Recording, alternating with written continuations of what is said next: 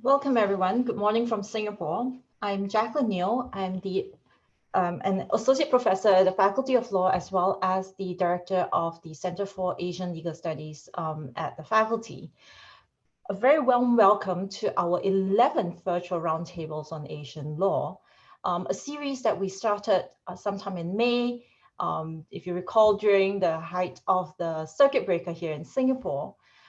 It's our way to respond to the changes that we've seen in terms of travel restrictions, but also sort of an opportunity to connect more broadly to all of you across the region and beyond. The virtual roundtable has had significant success in expanding the reach of the Center for Asian Legal Studies. And for that, we thank all our participants who have been with us throughout this year, as well as all the speakers who have been generously contributing their time in terms of engaging and sort of sharing their ideas in these various virtual roundtables. Today, of course, we have an eminent and well-regarded panel of speakers whom the moderator, my colleague, Professor Dian Shah will introduce more closely. But I just wanted to, at this stage, also thank all our partners who have collaborated with us on all these virtual roundtables, and specifically for today's roundtable, to thank the Asia Research Institute, which is based at the Faculty of Arts and Social Science. My colleague, Professor Kenneth Dian, will be speaking a little bit about ARI, but I wanted to also mention that today is a little bit of a shameless plug for me and my co-editors, because we are discussing a book that we had published, an edited volume that we had published. But I think it is more, hopefully, than just a shameless plug, but also an opportunity to discuss some of the excellent contributions that we've received from various authors in the book, and to start thinking a little bit more about the regulation of religion and how that happens across Asia and beyond. Now, without further ado, I'm going to hand this time over to Professor Kenneth Dian to sort of say a few words about ARI, our collaborator for today's session. Thank you very much. Can you all hear me? I would like to say how delighted I am to represent Asia Research Institute at this panel discussion of regulating religion in Asia, a wonderful collection, as you'll hear from many of the panelists, I'm sure. The Asia Research Institute has many research clusters. The one that I'm leading is called Religion and Globalization. So this is a natural fit for our cluster and the members of our cluster and all of our associates throughout FASS.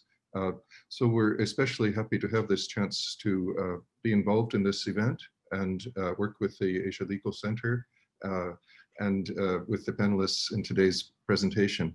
I don't want to take up too much more time, except to welcome you to keep an eye out for further RE events. We've had several book launches this semester, including one on legal history, fluid jurisdictions by Professor Yahaya of the History Department of FASS. We will continue to engage with literature on the regulation of religion in Asia in future research. So we look forward to continued collaboration with your center. So let me turn things over to the moderator and look forward to the rest of the panel discussion. Hello, everyone. I am Dian Shah, Assistant Prof at NUS Law, and I will be your moderator for today. So good morning, and thank you for joining us in the 11th session of the Center for Asian Legal Studies Virtual Roundtable series, Virtual Roundtable on Asian Law series. Now, in this session, we will be discussing regulation of religion in Asia. And this discussion will be based on a recently published edited volume by Cambridge University Press. And the volume is edited by Jaclyn, Arif Jamal, and Daniel Goh, whom I will introduce in a moment. But for our discussion today, we'll be joined by three distinguished speakers. First, Vineeta Sinha, who is a professor and head of Department of Sociology at NUS. Her research interests and specializations include Hindu religiosity in the diaspora, religion-state relations in colonial and post-colonial settings, and the interface of religion and materiality. We're also grateful to have Mona Oraby, an assistant professor of law, jurisprudence, and social thought from Amherst College in the US. She specializes in issues lying at the intersections of administrative law, religion, and politics. And finally, we have Kenneth Dian, the Raffles Professor of Humanities and the leader of Asia Research Institute's Research Cluster for Religion and Globalization. Also not forgetting our 3 book editors. Congratulations again on the publication of this wonderful volume. Jaclyn Neo, as you know, is the Associate Professor of Law at NUS and our wonderful director at the Center for Asian Legal Studies. With her is Arif Jamal, also Associate Professor of Law at NUS and Deputy Director of the Center for Asian Legal Studies. And last but not least, Daniel Goh, who is an Associate Professor and Deputy Head of the Department of Sociology at NUS. So without further ado, let's kickstart our discussion. First with V.Reneeta Sinha. V.Reneeta, over to you. Thank you. Good morning, everyone. I'm very happy to be here this morning, and I would like to begin by thanking the organizers, Jaclyn Neo, Arif Jamal, and Daniel Goh, and Fina and Sugana for all the help with this, but especially to the editors of this volume for their kind invitation to be a part of this roundtable. And I would also like to congratulate them on the publication of this edited volume, which both inspires and provokes, as all good books should, and will no doubt find many critical interlocutors. I've had the opportunity to read this book many times over, and I have been impressed by its breadth, given by its serious multidisciplinarity in bringing together largely legal scholars, but also those from humanities, religious studies, and the social sciences. The breadth is also given by the conceptual and regional expanse the volume covers in dealing with the subject of regulating religion in Asia. I did have a very small query about the title and was just curious about the choice of religion in the singular rather than the plural. The volume covers a broad spectrum of religious traditions in Asia as well, all of which adds to the layered complexity of this question. This volume advances a law and religion approach to the question of regulating religion with the recognition, as Jaclyn Neo notes, and I quote, that there is a dialectical relationship between law and religion, and there are many points of legal and semi-legal encounters between the state and religion, end of quote. I agree with this entirely. In my own work on religion-state encounters in British Malaya and then subsequently in Singapore, I have added what I call a culture of bureaucracy to the mix of law and religion, a triad that makes for fascinating research. Focusing on this volume, I applaud the editors for working with a very broad and inclusive conception of Asia, which encapsulate what would be called countries of West Asia, Israel and Iran, in addition to the usual suspects from Southeast Asia, South Asia, and East Asia. This builds in a very strong comparative dimension, which works effectively to reveal both points of convergence as well as distinction in the modes through which religions are regulated and managed by an infrastructure of legislation.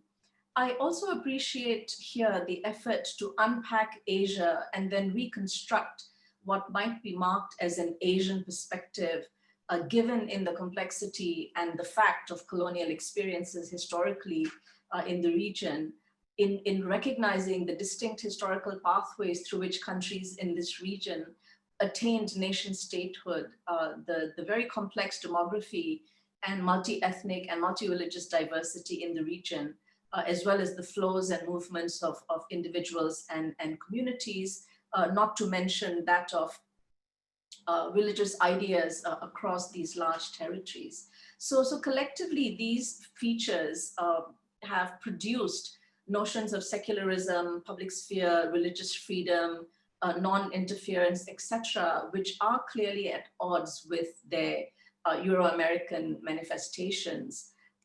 One key ambition in this volume is to interrogate received theoretical and analytical templates from Western contexts and sort of put them against the complexities of how law is entangled with religious domains in Asian contexts, and the desire being to contemplate new frameworks or to conceptualize, reconceptualize existing ones, which I think is a wonderful aspiration.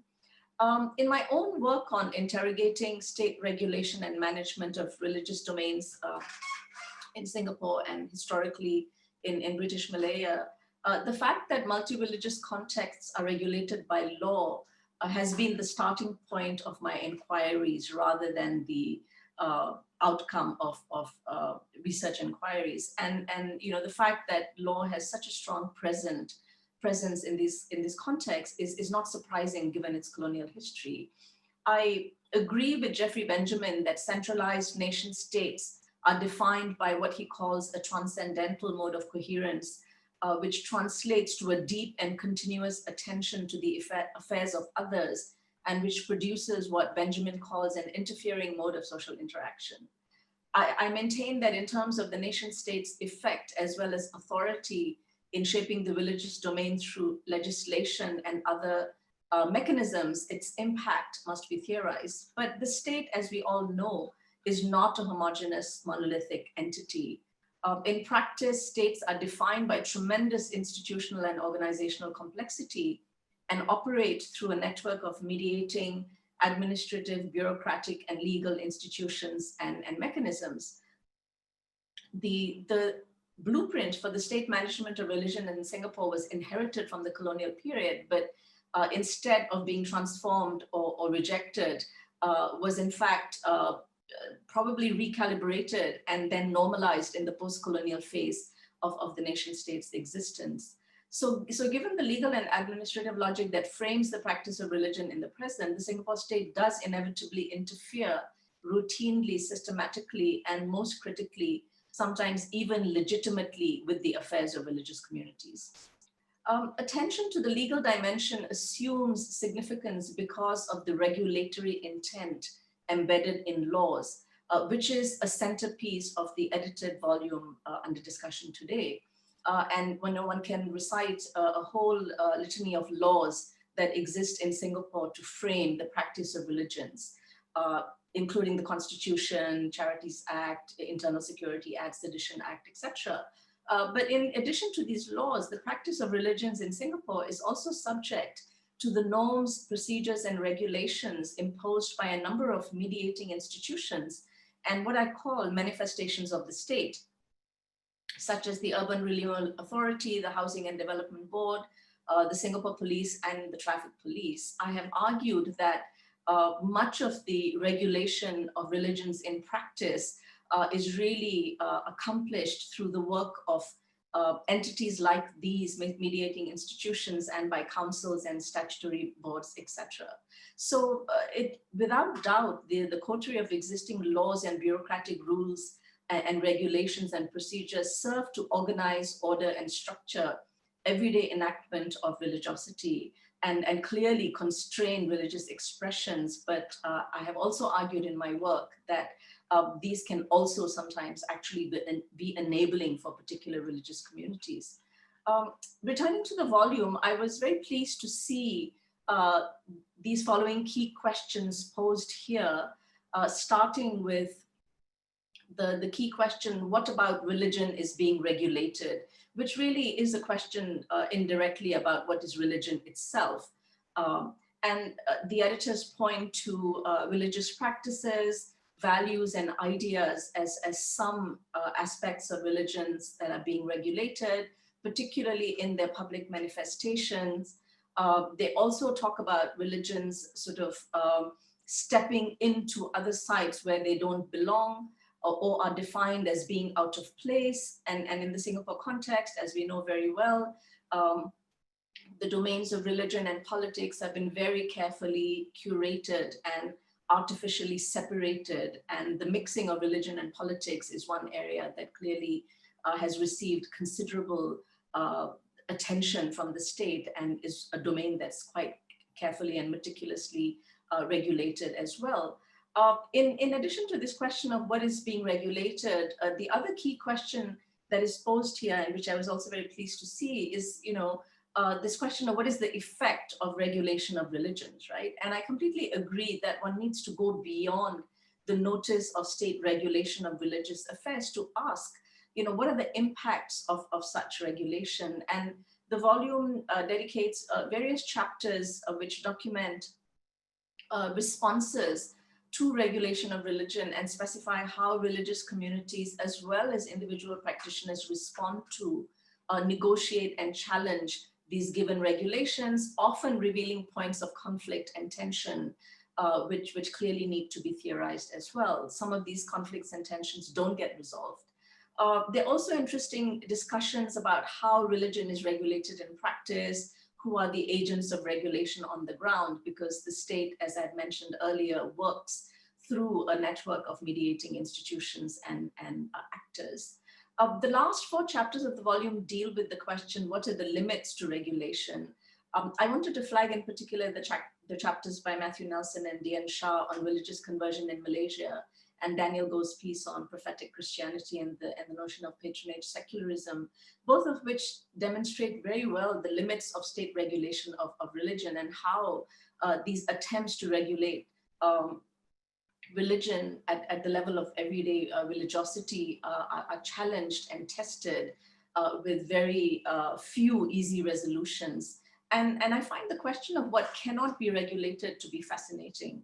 What escapes? What about religion escapes, and how? And what is the effect of all that escapes regulation, both for the state's regulatory intent and for everyday enactments of religiosity?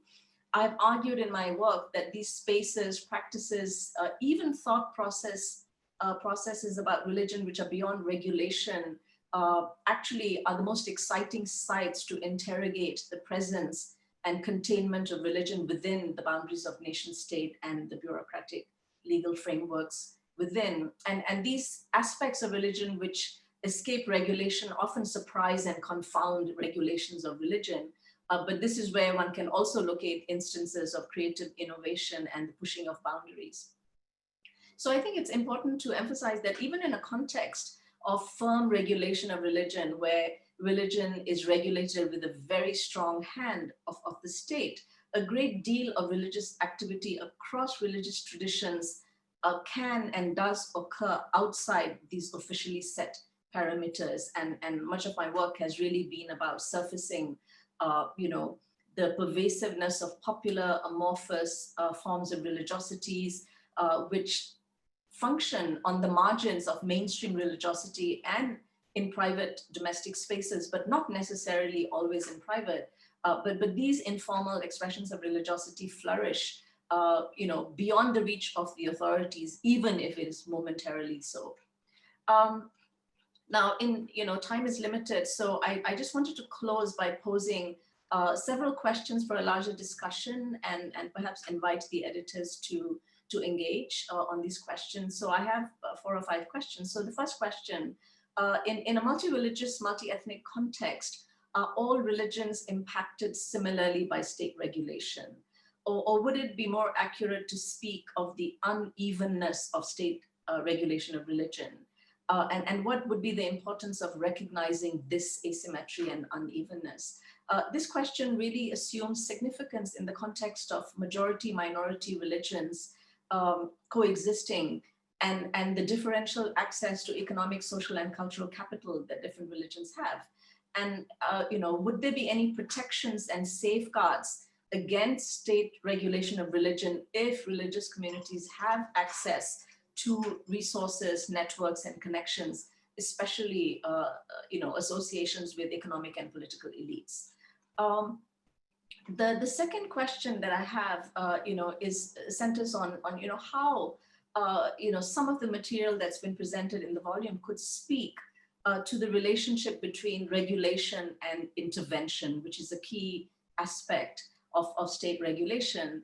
And I think it's really fascinating to ask what intervention can mean in a multi-religious context where there are, again, majority-minority religions, while illegal intervention, acting outside the bounds of law may be less ambiguous, it is far more challenging to try and articulate wherein lies the legitimacy of state intervention in religious matters. Is intervention seen to be illegitimate by all religious communities? And how do different communities respond to state intervention in religious affairs? Just to give two quick examples, in the colonial context in British Malaya, we know that Hindu and Muslim communities at the turn of the 19th century welcomed regulation of the religious domain by the colonial authorities, which gave rise to the 1906 Mohammedan and Hindu ordinance because of the chaos and discord and mismanagement of funds, right? And in a more contemporary example, in Singapore, the Maintenance of Religious Harmony Bill of 1990, the discussions preceding the passing of this law saw members of majority and minority religions in Singapore divided over the need for this legislation. It's striking that members of Hindu, Muslim, and Sikh communities welcomed this legislation as they saw this affording them protection against proselytization activities. So I think this question of sort of the relationship between regulation and intervention needs to be explored. Third, how does the secular state balance the desire of religious communities for autonomy and the right to self-determination with its commitment to regulating the religious domain for the articulated larger public good? Would it be useful to speak here of degrees of regulation of religion by the state? And would there be any space for self-regulation in context with strong legislative regulatory mechanisms? And this is really a question about whether the fact of state regulation of religions has a totalizing effect in society so as to eliminate possibilities for other kinds of regulation, including self-regulation. Fourth, I'm almost done. I found the idea of state intentionality carried in the analytical notion of regulation to be very intriguing. This raised compelling questions for me about what kind of entity the state is beyond a legal one, and how one could speak to its motives, remit, and responsibilities. How does one determine what the state intends in regulating religion? And I'm sort of talking apart from the instrumental logic that's invested in specific laws, which presumably is built on principles like religious equality, religious neutrality, religious freedoms, etc. And I think this volume asks another important question, which is, why would the state want to regulate religion, whether in Asia or elsewhere? And I thought, specifically speaking to the idea of intentionality of states, can we speak of the states as being ethical and moral actors as well? Or does our cynicism and skepticism about states not allow us to go there? I mean, is it too much to ask that states should and could also act morally and not just legally and politically? And finally, I wanted to speak to the possibility of other kinds of regulation of religion in the context of nation states. Certainly states in Asia are key regulators of religion, but what about religion, what about regulation of religion by other structures of authority, including religious authorities, and what would be the relationship of religious authorities which also seek to regulate religion with state structures? The volume rightly notes that in addition to interfaith diversity in Asia, there's also tremendous intra-faith diversity, a point well noted by Arif Jamal, who admits that this is indeed a challenge for the state in attempting to regulate religion. But this differentiation within religious traditions signals that they're also competing normative notions about religiosity, with some clusters emerging as more influential and powerful.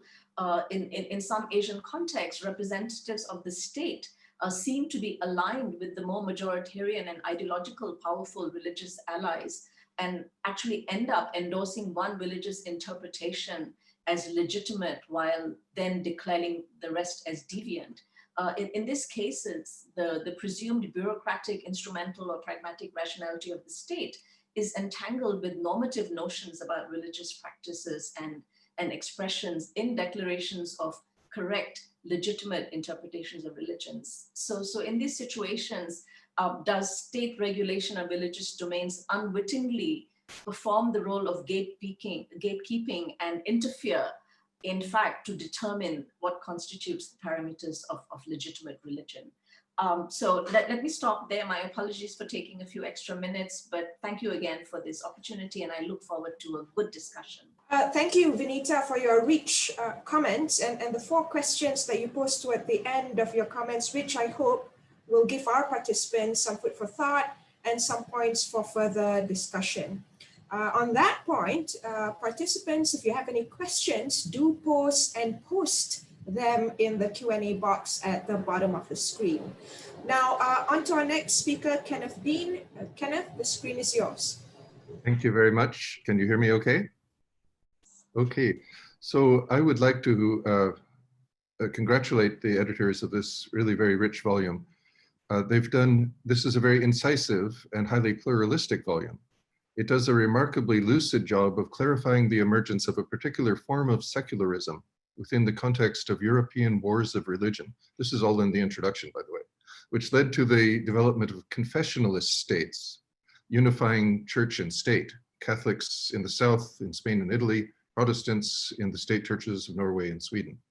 States caught in between, like Switzerland and Germany, established the state as the arbiter of disputes between regionalized religious communities, both Catholic and Protestant.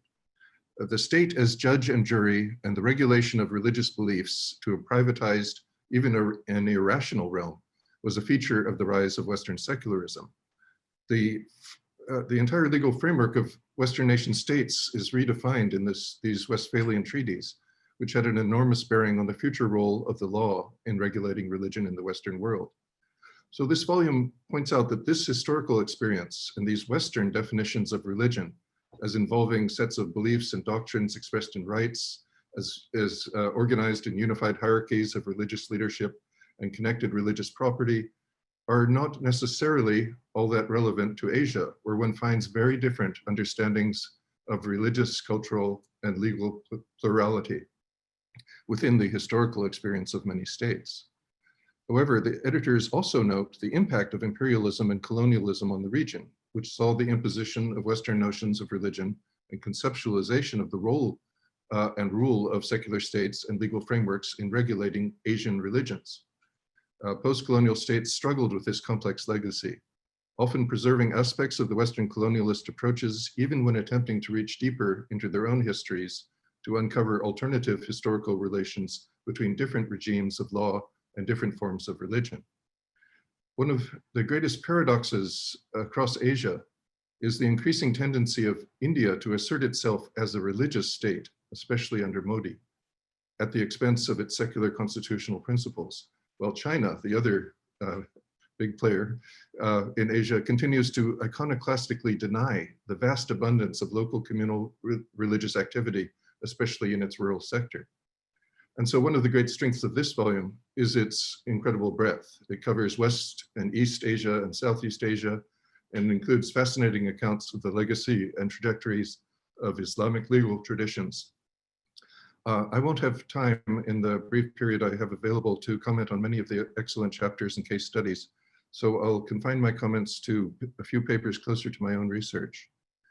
Daniel Goh's essay brings out the paradoxes of what he describes as the Singaporean patron state that seeks to mobilize religion for civic and moral education while struggling to contain those religious groups, such as Pentecostals in his account, who refuse to accept state-imposed divisions between religious values and the secular sphere.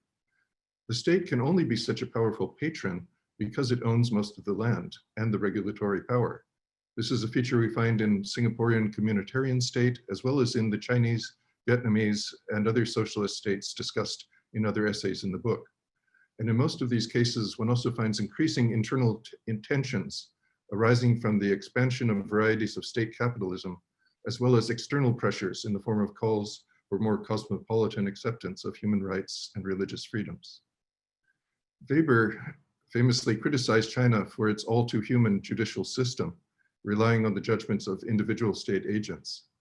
But the Chinese imperial state tolerated many forms of religion and ritual, and reserved the right to judge what was orthodox and what was heterodox. Whether the mobilization of religion for citizenship, as found in Singapore, is a kind of governance based on Confucian notions of jiaohua, transformation of the individual through moral education, is a question that perhaps deserves further discussion. Within the highly regulated spaces of religion, such as Singapore, there are nonetheless still moments when the force of communal ritual transforms and overruns secular space and cultural boundaries. During these extraordinary times, such as Chinese New Year's, Taipusan, or the Nine Emperor God festivals, one could argue that even the regulatory state is drawn temporarily into a shared cosmological framework that acknowledges in some ways the hierarchies and powers of the gods. This concerns the regulatory state at its most mundane level, issuing permits and directing the flow of traffic. But even at this level, intricate negotiations are ongoing with deities possessing spirit mediums. Daniel Goh, in another essay, described these moments, such moments, as a point when ritual is even more powerful than culture or the secular realm. However, in his essay in this volume, he explores the paradoxes of religious overreaching, even in a post-secular setting. This gives us a great deal to reflect upon.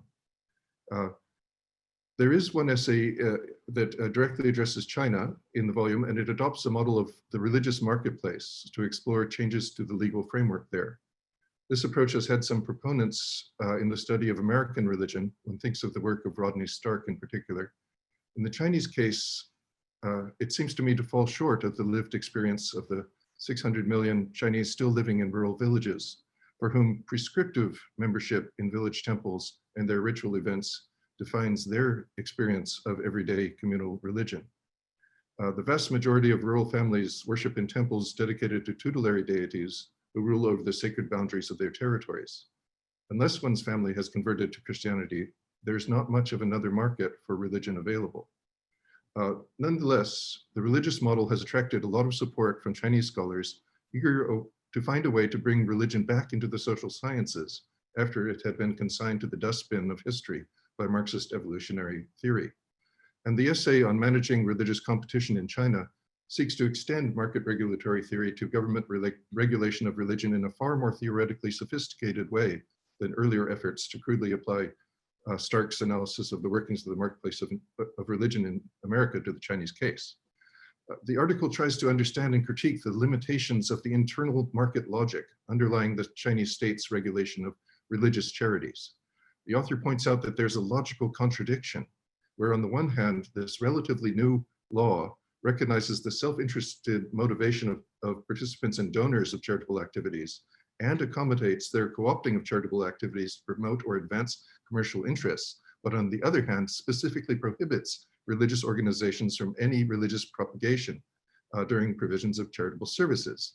So from the perspective of market regulation, such a denial of religious self-interest would seem to hamper the policy objectives of promoting greater religious participation in charitable activities. But the authors argue it may be justified on the grounds that it promotes religious competition that is normatively desirable.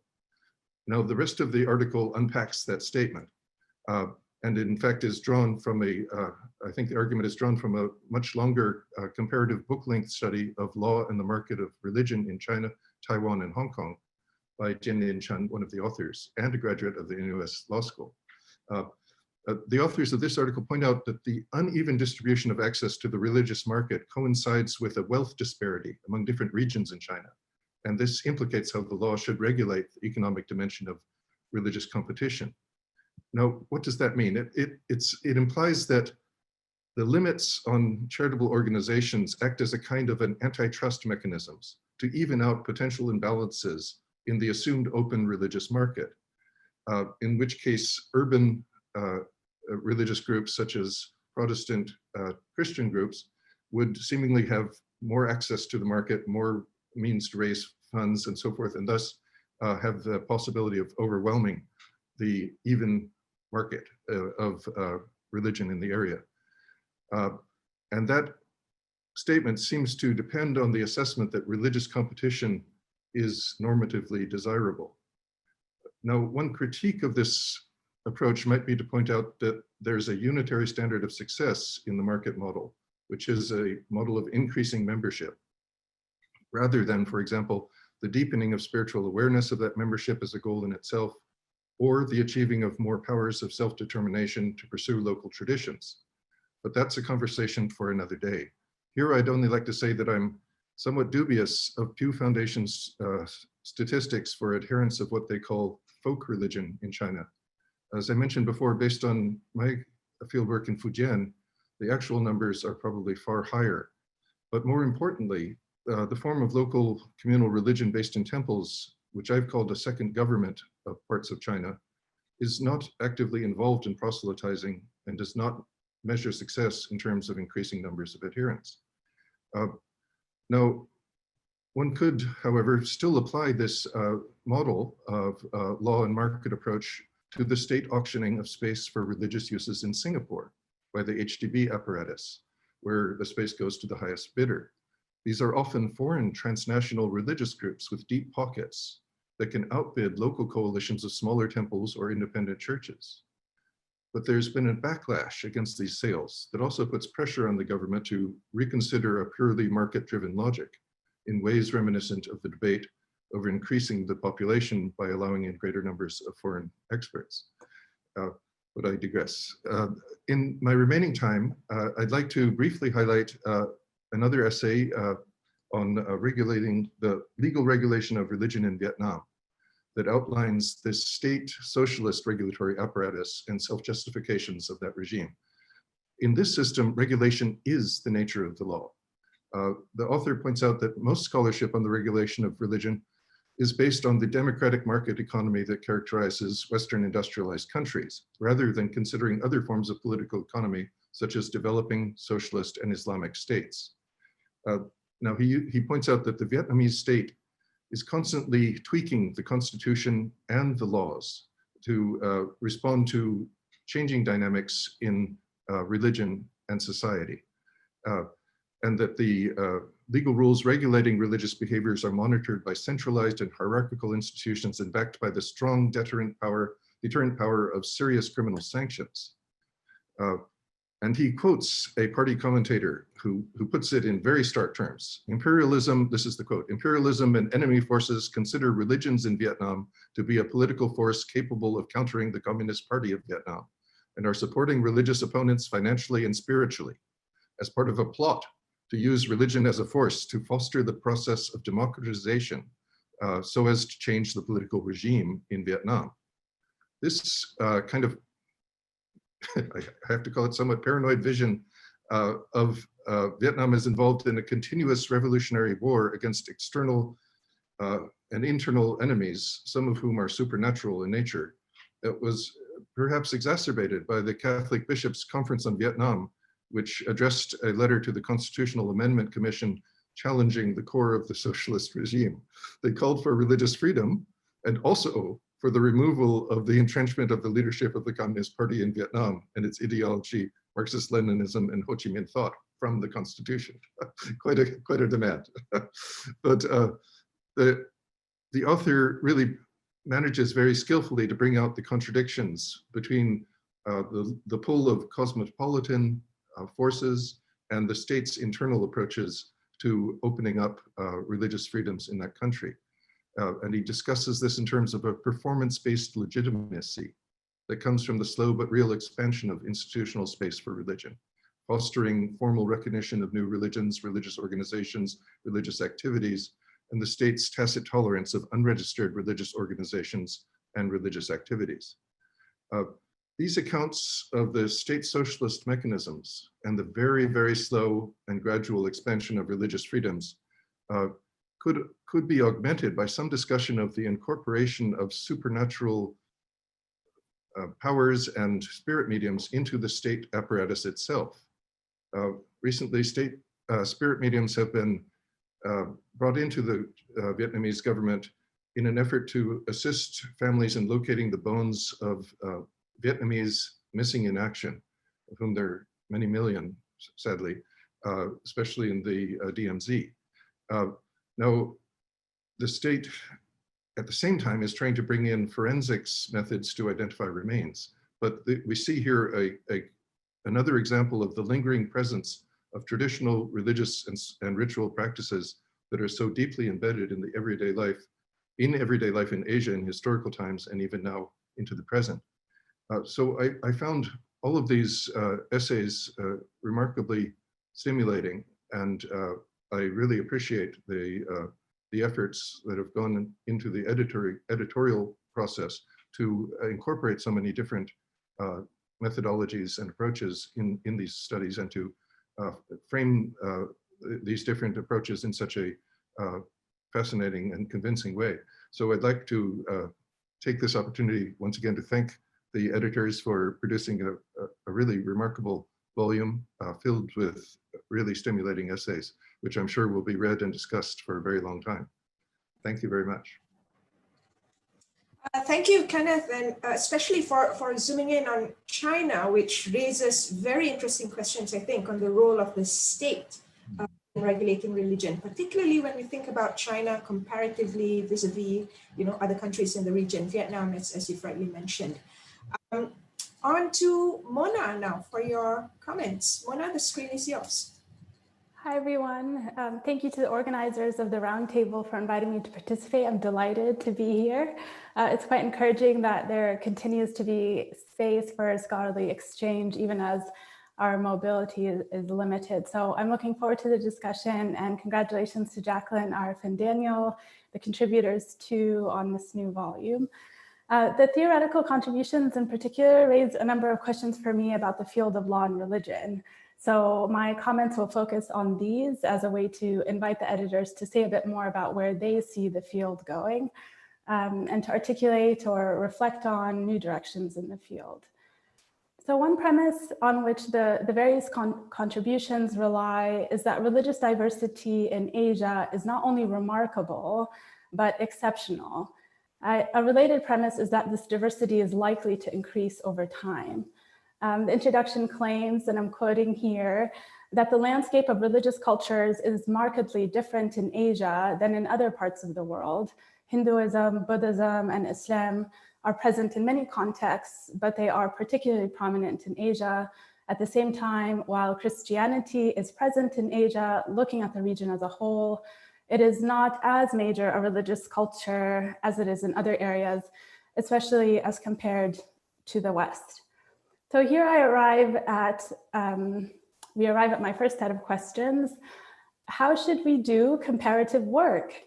This is a big question, I know, but it's a perennial dilemma, I think, for the comparativist. It's a perennial dilemma that faces any comparativist in how to think and theorize cross-culturally without overgeneralizing, and likewise, how to think and theorize cross-culturally without attributing undue exceptionalism to specific or seemingly discrete events, places, or people.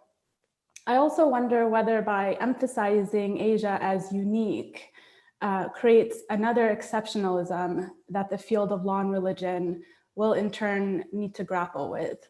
That is to say, if, as editors suggest, the Western-centric theoretical frame for the study of law, religion, public life is not adept enough to explain phenomena in non-Western countries or contexts, and particularly in Asia, does flipping the frame create a similarly limited theoretic horizon?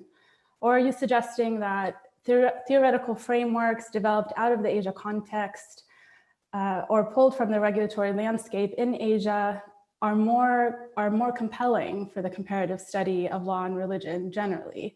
So phrased differently, is there a normative argument you're advancing here that theorizations emergent from societies that meet certain thresholds of social plurality should be privileged in scholarly inquiry? And if so, could you say more about why that is the case? I wonder whether in the process of critiquing the literature on secularism and secularization, whether the West, the United States, Europe even become something of a straw man. The claim, for example, that religion is on the decline in the United States as compared to many states across the Asia region depends, of course, on what we mean by religion, what makes a person religious, how religious observance is measured, or even the idea that observance is a measure of religiosity? Is religion a measurable phenomenon? Here I'm relaying my own skepticism.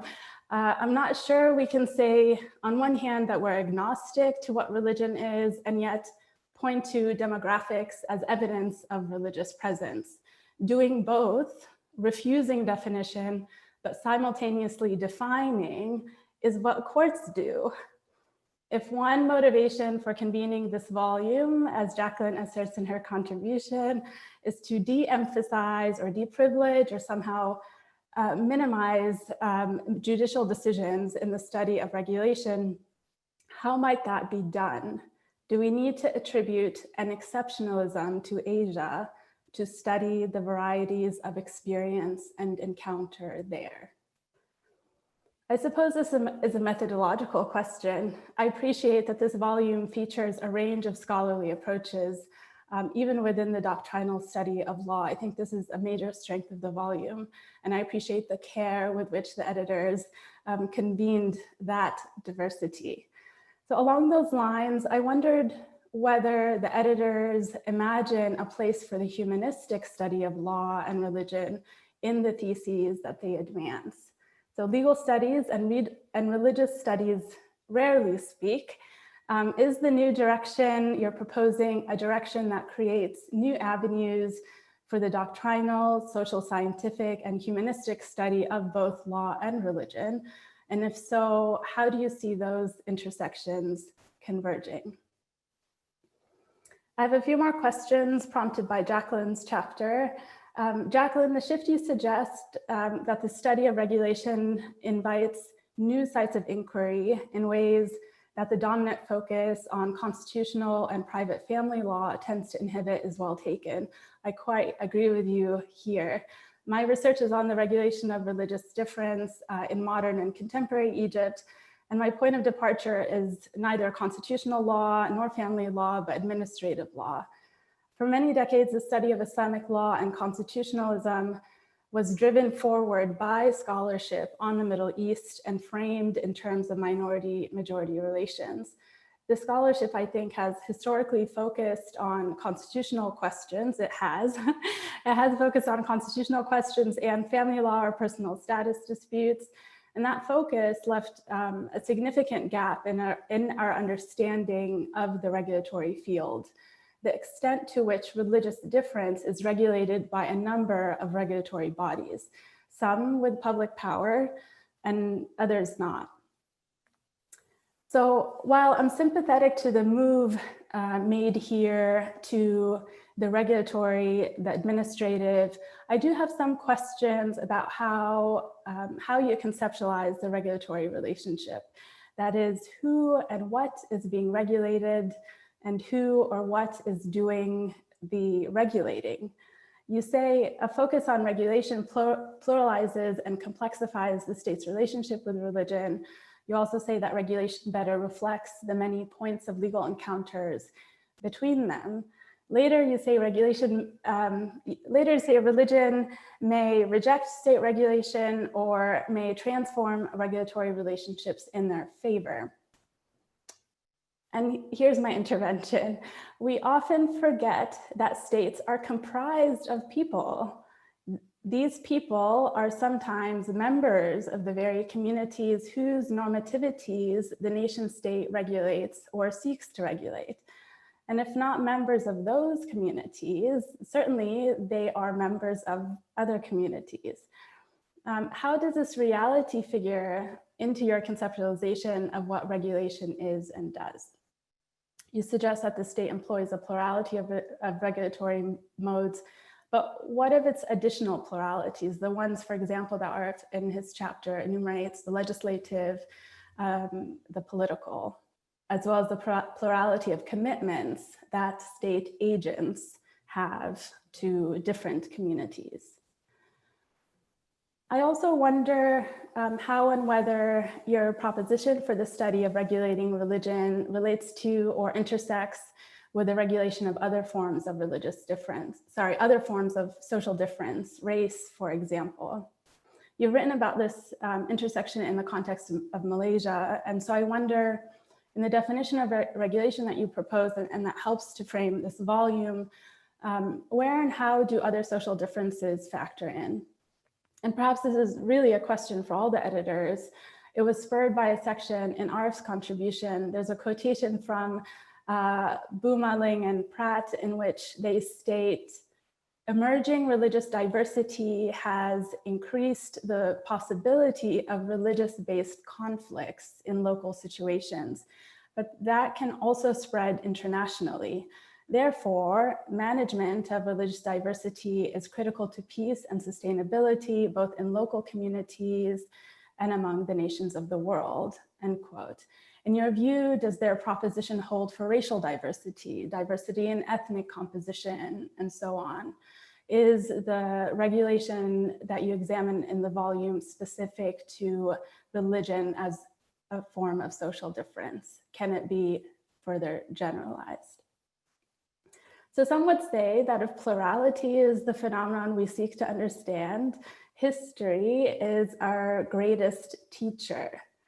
This volume suggests there's much to be learned by thinking and theorizing across case studies, but I also wonder what variation in temporality might enhance our understanding of regulation as well. And by temporality, I mean a time that predates the nation states and its laws. What of the pre-colonial and even pre-modern world can we draw on to cast light on our contemporary world? So I'll stop there. Again, congratulations to the editors. I'm excited to track the debates the volume will spark. Thank you again, Mona, for your insights, also providing us with some theoretical frameworks to think about as we move along with the discussion of this edited volume. Now, so I am going to pass the screen to our editors for further comments before we begin with the Q&A session. So we have a pretty active Q&A box there that you might want to have a look at in advance, but any of the editors would like to start? Perhaps Jaclyn, with some comments from you, and then Arif and Daniel. We actually decided that Daniel will start, and then Arif, then me. Okay, let me start by first thanking the three speakers. Really wonderful questions. I'm not sure how we can even do justice to just one of the questions, really. And I just want to say that, I mean, two of the speakers, V.Response and Kenneth, they're the two most important teachers in terms of the sociology of religion for me. So very deep questions, very important questions. I'm just going to address one after responding briefly to the first question that V.Response posed, which is why not religions in the plural? And I personally, I'm someone who like to put a lot of plurality into my titles. So the previous book that I edited with Tim Vamari was Urban Asias, so putting S to Asia. So why not put S to religion and to the plurality? I think the thought came to me, and I decided not to raise it with Jaclyn and Arif and to push it. And the reason for that is because I thought that this volume really takes on the perspective of the state. And the state sees religion almost not as a plurality. I mean, I'm talking about a state in its most fundamental epistemic kind of entity. Not so much from its mediating institutions, as V.Response say, which actually will have to deal with the polarity on the ground in the very concrete, everyday sense in terms of regulation and interventions. But at the level of the state, in its most kind of seeing and knowing like a state, I think it sees religion as a singular thing that which it has to deal with. And I think this says a lot to, I think, the nature of the state, right? And what this state is. It is definitely much more than instrumental legal. And even if in its modern kind of Weberian form, it is definitely an ethical and moral actor. And I would like to push it further. In fact, I think the reason why I put prophetic Christianity, and I thought it was kind of weird adjective for me to add to Christianity, but because I want to allude, I think, to the fact that, as what Ken said, that the state actually do share some of these kind of cosmological spaces that these religions are involved in. And for me, the state is also prophetic, being a patron of Christianity, of prophetic Christianity, it serves to co-opt and also to engage the propheticism at a cosmological level, other than the regulatory level. I mean, it's kind of embedded within my my chapter and my narrative, and I also see it across the book being alluded to.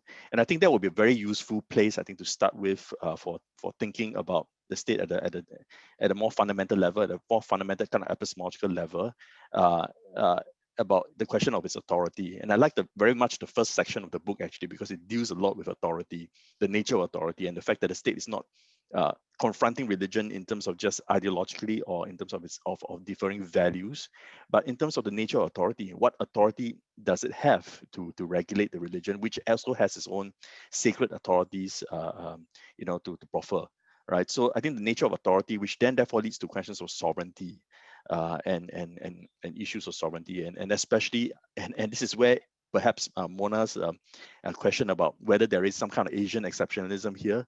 I think there is, but not in terms of the kind of plurality of religions as much as the fact that the state, and this also brings up the question that you raised about temporalities, in which the state is a very strange and new thing, which offers a very new kind of sovereignty, notions of authority, to local peoples and to local communities.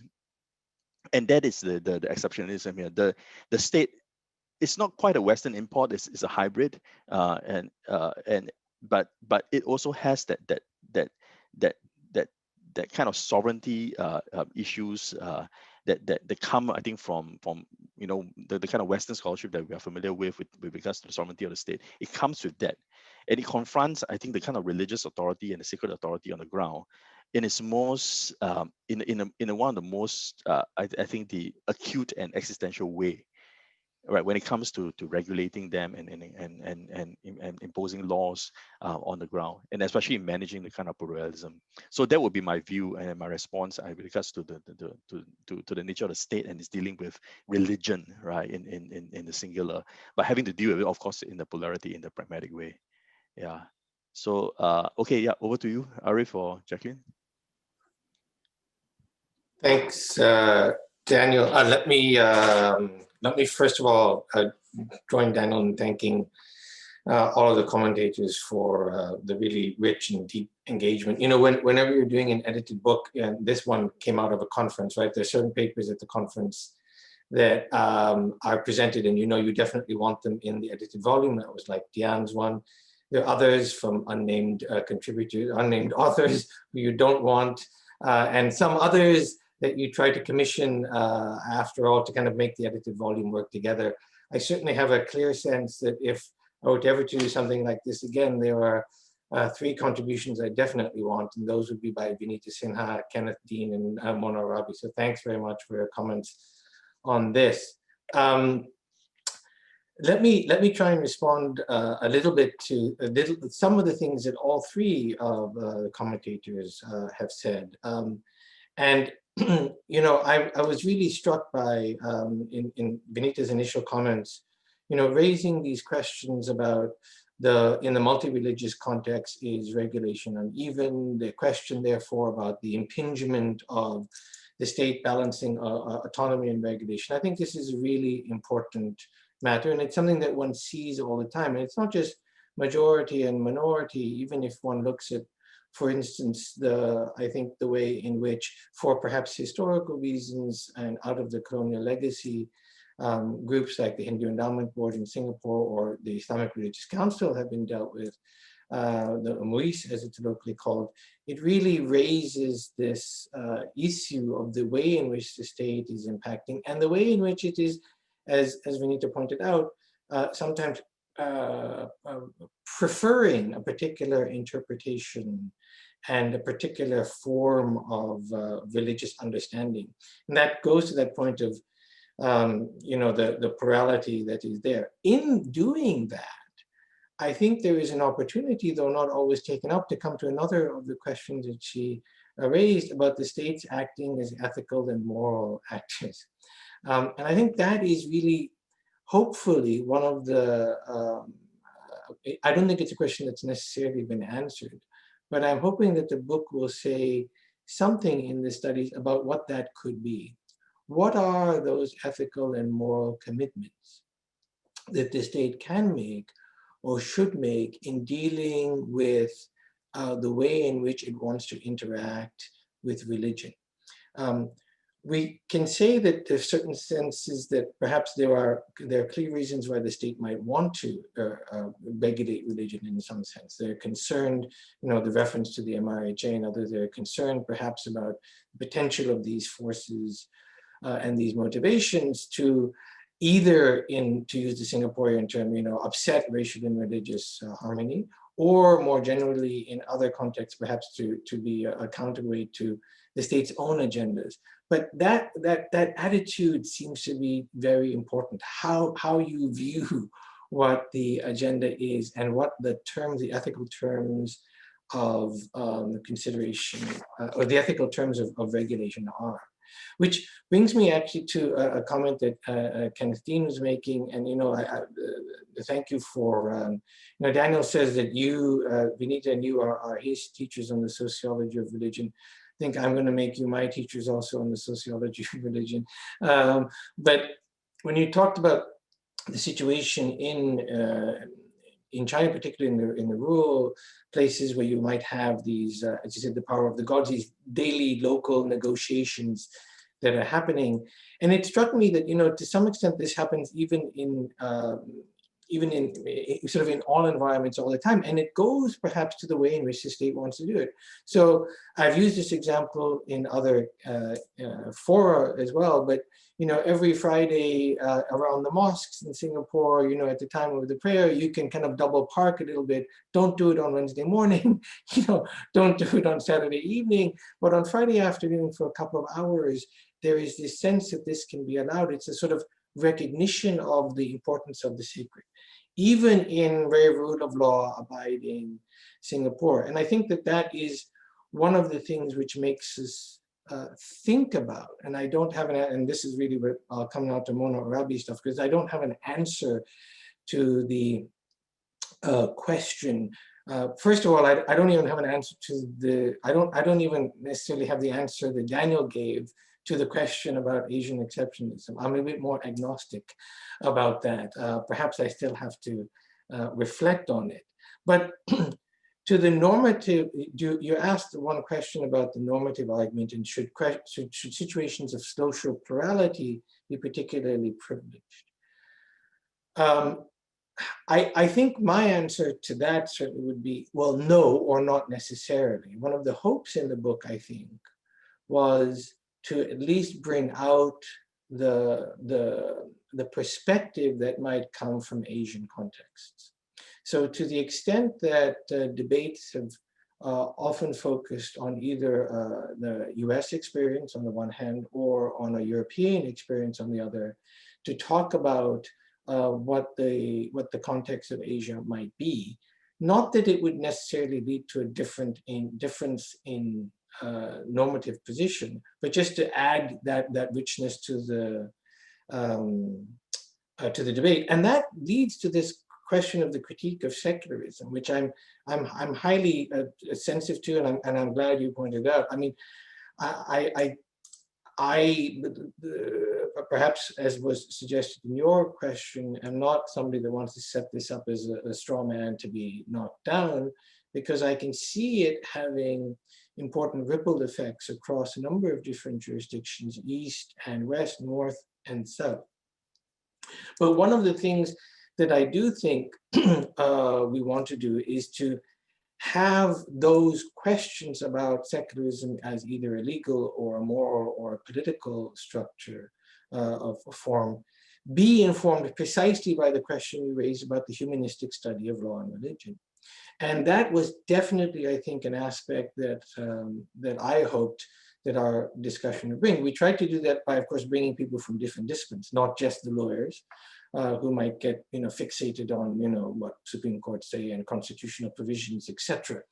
But I think that becomes really important now, even in legal debates, which I'm getting more increasingly interested in when we talk about, say, in places like Oceania or North America, about indigenous communities and their different forms of religiosity, and as Other places are becoming perhaps more pluralized, where these other religious traditions, which are minorities, are growing and bringing different forms. So what does that mean? What in other words, can the humanistic study enrich those sorts of discourses, even the discourses that would happen in courts? So property law regimes have significantly now, in places like Australia and Canada, in their Supreme Courts, listened to indigenous understandings of property. And perhaps we need to bring some of that into the discussion of religion. And finally, on the question of temporality, I really liked the point about history being our greatest teacher. I think that is entirely true. And I think when we look back, and Asia is, I think, a very good example of this. When we look back historically, we can see a variety of different things that have happened in different parts of the world. At one point in time, for example, in Muslim religions, in the history of Muslim majority societies, people will often talk about Andalusia, Muslim Spain, as this great, very plural, very diverse, very religiously open environment. Now, that story may unfortunately have been lost even to contemporary Muslim contexts, where they don't kind of recall it. But that's not a story that has only taken place, for example, in Muslim majority environments, but perhaps more broadly in Asia. So I'm a great believer, and thank you for bringing that up, the idea of the importance of history and of temporality, to show that we can, even within certain contexts, you don't have to do the same thing over and over again. Thanks. Jaclyn. Yes, so like Arif and Daniel, I would like to thank all three speakers for really engaging with the ideas in this particular book. And you have given us, I think, a lot more to think about, and also identifying maybe gaps and future research trajectories that we can look at. So really, I'm very grateful for that. My comments will not be able to address comprehensively all that you have raised, obviously, because they're all very deep and rich interventions. But I suppose I wanted to sort of touch upon some of them. And maybe let me just start with Mona's by sharing this particular anecdote. In 2016, shortly after we convened the conference on regulating religion in Asia, a prominent late Justice of the Supreme Court actually visited Singapore, and I really remember this. Justice Scalia was actually here in Singapore. And he was at a lunch that was hosted by the Dean of the Faculty. We sat around lunch and we shared about our research, whereupon I shared that Arif and I had just convened a conference on regulating religion. Whereupon the good judge, the late judge, said, regulating religion, what is that? That is so foreign to our Western years. Whereupon I valiantly tried to explain that, you have a variety of laws in every country that have a regulatory impact on religion, right? So after sort of my little spiel about, even charitable laws, taxation, and so on and so forth, have some kind of regulatory impact, the good judge then said, well, I suppose some Western countries do regulate religion, like Germany, which bans the Scientologists. And I'm like, right. Yes, Your Honor. But I think this is where, perhaps for me at least, I'm coming from. As a constitutional lawyer, I'm sort of frequently coming up against a dominant framework, which is a framework that is dominated by the idea that religion should be privatized, that religion is not regulated, that that laws encountered with religion is frequently sort of played out in the constitutional and judicial setting. So very much like what Mona had pointed out, that there is sort of some limitation in the way that scholarship has sort of engaged with the idea of religion as in the legal setting. So from that perspective, I think the book and the thinking behind some of the work here is, as has been pointed out, is to sort of pluralize this idea and to show how law is much more prevalent in its encounters with religion. And obviously the sociologists do a much better job than us lawyers often in sort of identifying this. But the sort of legal encounters, the intersection between law and religion is obviously not a simple one, right? Because as Mona, Vineeta kind of pointed out, there are pluralities within these pluralities. The state is not sort of a single homogeneous actor. We think of it sometimes in law as a single homogeneous actor, and it does in some ways have some kind of sort of solidity to it. But even if you look at different actors within the state, they are not always sort of in a single accord in terms of how to address religion. And we do see this. I do sort of address some of this in some more recent work, which is to look at how, even if you look at, let's say, the religious councils versus the Singapore state and so on and so forth, there is some divergence and some sort of negotiation that comes about in terms of that relationship. And then from the pluralities of the state, you have the pluralities of religion, both internal and sort of between religions. So you have these pluralities versus pluralities, and then it is complexified by the context in which these two pluralities operate within. And so this goes to, I guess, the other point about, social difference. How different, while we regard religion as distinctive, we also recognize, and I do so in my work, recognize that religion can be, I suppose, a overlapping cleavage with ethnicity, and that itself creates sort of different dynamics. So I suppose I do want to sort of let us go into and discuss some of the questions that are in the Q&A. But I suppose the thinking behind the book and what I think we hope to do is to suggest that the relationship between law and religion, the relationship between state and religion, is a far more dynamic one than is sometimes assumed, especially in legal scholarship. Like I said, I think the sociologists do a much better job of identifying the dynamism, but I think, to sort of recognize that these things are not static, that there are pluralities of actors, pluralities of context, and I really like the point about temporality as well, which is that, the temporality actually introduces another element of change and dynamism into, I think, the way we understand the relationship between law and religion. So thank you very much again for all three sets of comments. Like I said, I'm going to sort of really start thinking about the next steps for our research agenda. Thank you very much. Thank you, Jaclyn. So as I said, we seem to have a pretty active Q&A box, and there are several questions from the same theme, and I'm going to group them together and post them to the speakers and the book editors. So the first group of question focuses on what might be called the boundaries of regulation and the role of the state. And this is a question for Vineeta from BB Sung.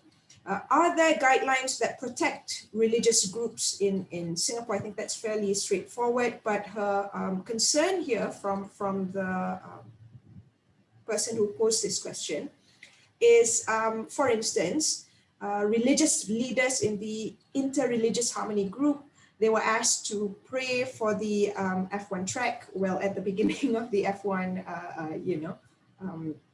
race. And she thinks that this is obviously a violation of their religious beliefs.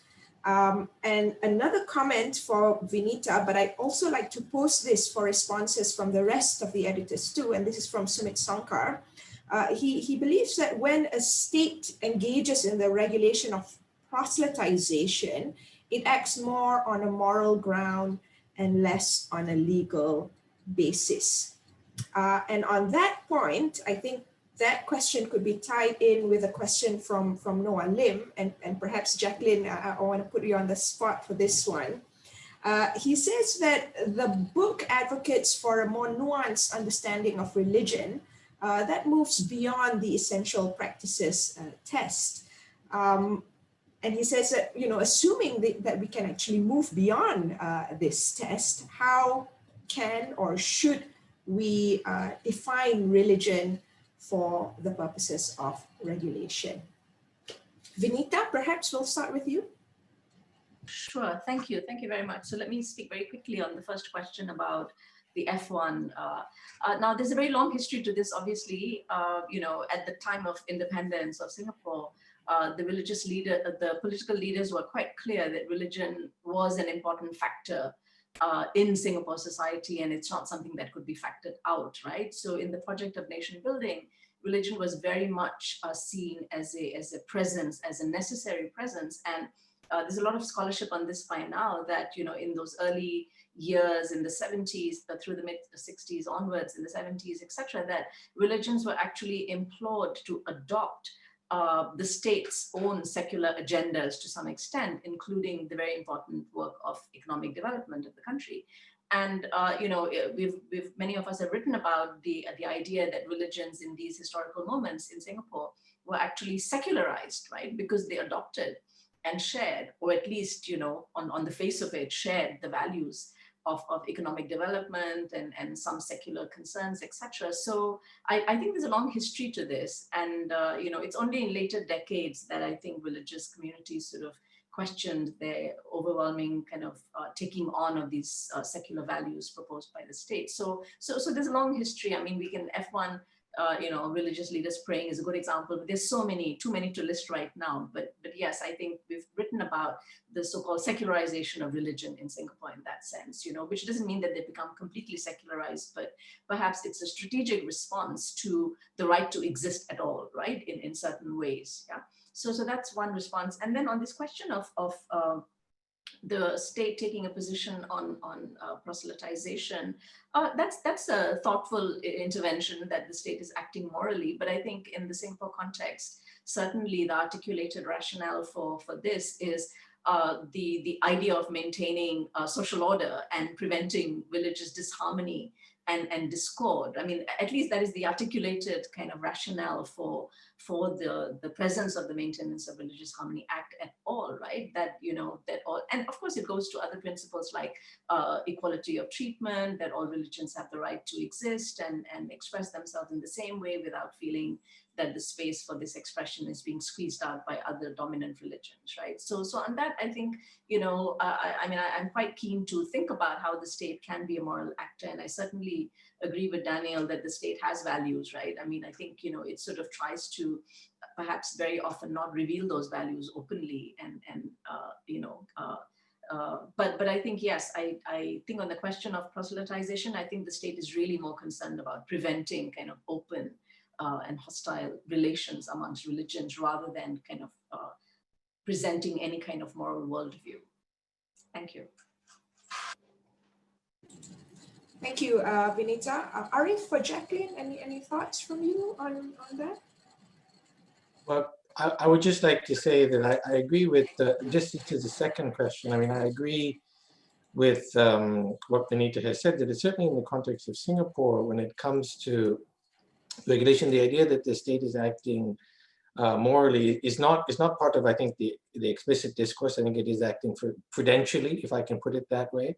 And whether or not there is some greater value in it, I don't know. I grew up in Canada, and I'd heard a phrase that was attributed to the late and former Prime Minister Pierre Elliott Trudeau, the old Trudeau. I don't know if he actually said it, but that could be apocryphal. But basically, at one point he said, everybody has an agenda, just some are better than others.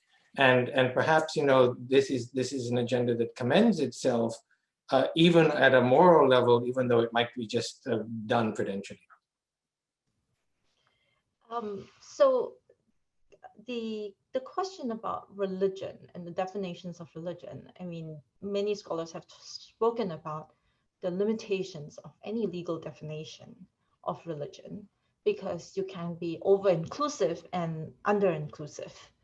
But I think that this points specifically, I suppose, to a limitation of law, that because laws have to draw classifications, they have to draw categories in terms of who would be captured by a particular law or otherwise, then you would always have incomplete laws, laws that do not fully capture, that may not fully capture all the phenomenon that life provides it, right? But I think very interestingly, this also sort of points to, I suppose there are other critiques about the limitations of law, which scholars like Elizabeth Hurd and Winifred Sullivan have sort of pointed out, the impossibility of religious freedom, as Winifred Sullivan has put it. But I think in terms of the essential practice test, I'm highly critical of the essential practice test, but not so much in the sense that that there are limitations or that law is itself incomplete. I accept the incompleteness of law, but I think for me, what is much more critical is the question of who is defining. Because in the essential practices test that has been, at least the way it has been applied, it depends on judges who are supposed to be secular judges sitting in determination of whether a particular practice is essential or not. And one questions, firstly, their expertise, and secondly, their legitimacy in drawing such distinctions, right? So my preference is for a much more subjective, much more deferential, what I call is qualified deferential view, which gives much more credence to the subjective determination of religious groups. But that doesn't necessarily mean that it's a free-for-all situation, right? You still have to draw some kind of limit at some point in time. If you, for instance, one of my favorite American cases, if you claim that eating cozy cat food during lunch is religious, then there might be some limitations to your subjective determination of what is religious or not. Of course, the devil lies in its details. How do we determine that? I think that that's sort of something that needs to be determined on a case-to-case basis on some level. But I think we can draw some general principles that allow for much more greater respect, I think, to the subjective intent of religious groups.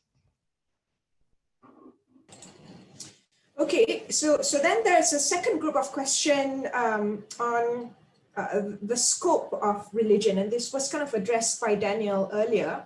And perhaps I want to pose this to you, Daniel, and perhaps to our speakers, Mona or Kenneth.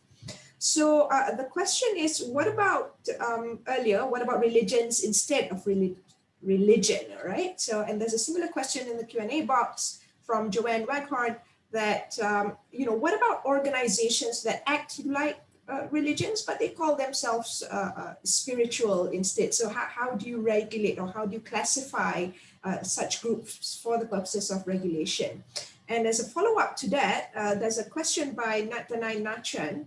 This question is it possible for the state to think and deal with religions in the sense of a singular subject? Because the person says that when states deal with topics like religion, it's always related to politics, conflict, and interests among various individuals. But this individual believes that thinking about religion as a singular subject means ignoring the surrounding issues that he raises. So Daniel and perhaps Mona on this point? Ken, I'll invite you to respond. I say that because I think in 2 minutes left of the time, it'd be difficult to get into depth into the question, but maybe Ken has an answer that on the tip of his tongue that he could share. I really don't either, but I do think it's an important question, whether there's a clear state vision of religion. If it's treating it as a entity to be controlled, there's likely to be a vast variety of views even within the state, as Mona pointed out earlier. And the question of spiritualist groups that are trying to deny the usual formations, religious formations, is also a really intriguing one, because they're clearly attempting to escape from standardized understandings of religious structures and organizations, and to achieve a much more transcendental status somehow. So all of these are problems for issues of regulation of religion in any context, but perhaps especially complex in Asia. So that's my non-answer. Thank you, Kenneth. Daniel, if you have any additional thoughts? Yeah, my initial response is that I think the state strives to treat religion as a singular entity, and to isolate it from other fields and other domains as much as possible, but it constantly fails. And I think that itself is an interesting starting point for research and for the study. How does religion itself gets discussed within state circles, right? From the highest officers to the ground level, and how do they then deal with gray areas and hybrid forms and so on and so forth, right? We for example, charitable organizations that call themselves spiritual rather than religious. How are they then? How do they decide? How do state officers decide what to do with this? I think those are interesting questions for research. Yeah. Thank you, Daniel. So we have one or two final groups of questions on one on legal pluralism, which I'll post, and the other last one is on the interaction of religion and social media. But the questions there are fairly straightforward that we can get either from, when we think about regimes that regulate online content. I think the answers are pretty straightforward and can be excavated elsewhere. But the third question is one that's interesting. I want to ask, pose specifically to Arif, and then perhaps we get some final thoughts from everyone on the panel. So when we speak of religion as if it is one single entity and Asia as one coherent region, how can then pluralism be incorporated in the discussion of regulation, if regulation is even possible in such a context? Arif, perhaps we can start. Yeah, so thank you. So I mean, at one level, let me come to the second part, which is, religion is one entity. This comes to the earlier point that I think V.Reneta had made when she questioned our title, should it be religion or religions? And indeed, one of the things that I think we want to do, and I hope the book has been able to do, is to kind of show that complexity. And that complexity not only across different traditions, Abrahamic, non-Abrahamic, etc., but even within them, as has been pointed out. So so in that sense, there's that fact of the plurality there. There is also the question, and we did as editors, have to think about even the title of the volume. Can you take Asia in one breath? Does that make sense? To put all of these things together, to the extent that Asia is sort of constructed as something else, right, from somewhere else. Did it see itself as an Asia thing? Look, I don't know that there's a good answer to these questions. I don't have them. I don't have it yet. All we wanted to do was try to say, to, as it were, pluralize some of the even intellectual discourses by saying that there are these perspectives coming from places which might have been underrepresented or under-discussed. Now, what we leave open when we bring out the plurality is the question of whether that should be greeted with pluralism if you distinguish between plurality as a fact and pluralism as a response to that fact, as a normative response to that fact. And so when we talk about legal pluralism, sometimes it's often discussed in the context, I think, of what I would prefer to call perhaps legal plurality. Then the question about pluralism, do we embrace different legal orders? How do we embrace them? And their regulation becomes germane. So yeah, I hope that's an answer. I don't know if I've done the non-answer following Kenneth, but. Any thoughts from our other speakers and panelists before we close? So maybe I'll just sort of point to the last point, one further point with regards to Asia and coherence. So I suppose my personal view is that having had to come up against sort of dominant frameworks, which tend to flatten out differences, I am very, I suppose, wary about trying to present some kind of alternative universal theory to understand the relationship between state and religion, between law and religion.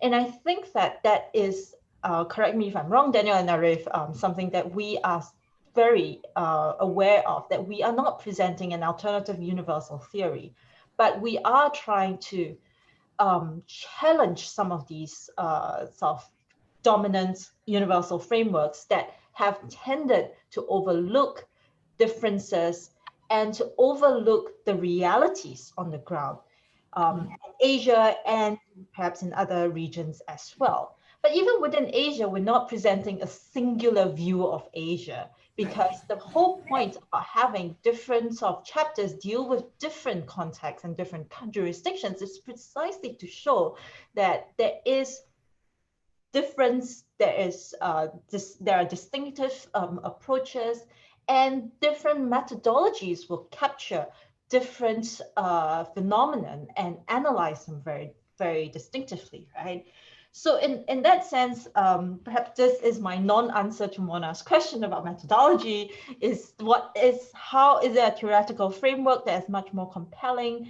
I'm not sure there is, but I'm not sure that is what we were trying to do in this book at all. Thank you, Jaclyn, and just thank you to Arif, Daniel, and also all our speakers for your interventions and thoughts. As I said, there is a fourth theme here, a group of questions concerning regulating religion and how that shapes out when we think about the development of technology and social media. But unfortunately, plus all the other questions that we do have in the Q&A box, we don't have enough time to address them, but perhaps these are good questions for future research and for further food for thought for all of us. So I would like to thank you again, the speakers, Vineeta, Kenneth, and Mona, for joining us today. Also, thank you and congratulations to all the three editors, Arif, Jaclyn, and Daniel. And last but not least, thank you to our participants and also our staff, our admin staff, Finna, Yogeswari, and Suguna for putting all this together and making it happen. So we'll see you at the next installation of the viral series. Thank you for joining us, everyone.